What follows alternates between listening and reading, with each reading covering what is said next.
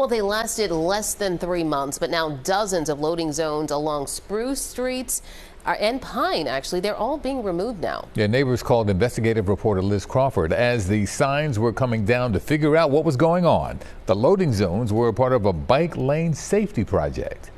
The reason the city put in the loading zones was to give residents and delivery vehicles a place to pull over and unload, since it's now illegal to stop a car in a bike lane, even for just a minute. But a court order last month prohibited the city from moving forward with the loading zones, which eliminated dozens of parking spots along Spruce and Pine. You guys are moving the loading zones? Yeah. I think it's really a shame. These loading zones were really popular. They were obviously working both in keeping the bike lane free of cars, but also giving people a place to unload their groceries. Last month, a judge ordered the city to stop all work related to the loading zones after a lawsuit was filed by a neighborhood group called Friends of Pine and Spruce.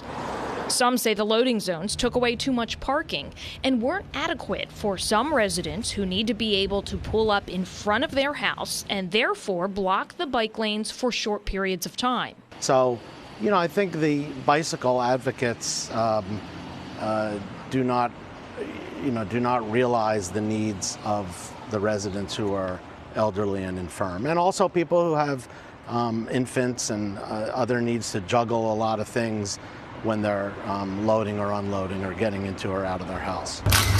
But now, without the loading zones, people have nowhere to legally pull over and unload, since a new law went into effect over the summer prohibiting people from stopping their car in the bike lane, even for a few minutes. Cars could previously park in the bike lane for up to 20 minutes before getting ticketed. So, the city tells us to just stop in the middle of the street. That doesn't really make sense. But also, just removing spots and taking them out of circulation is not a good idea either. Some cyclists fear this is a step in the wrong direction for street safety, and their ultimate goal of concrete protected bike lanes could be even more out of reach. If people want this amazing curb access that they have on the street, they're going to have loading zones to do it. And it's unfortunate these friends have taken that away from everybody. A spokesperson with the city told me the city is complying with the court's order and there is no enforcement of the loading zones regulation currently. We are working to temporarily remove the loading zone signs on Spruce and Pine streets during the course of the litigation. Liz Crawford, CBS News, Philadelphia.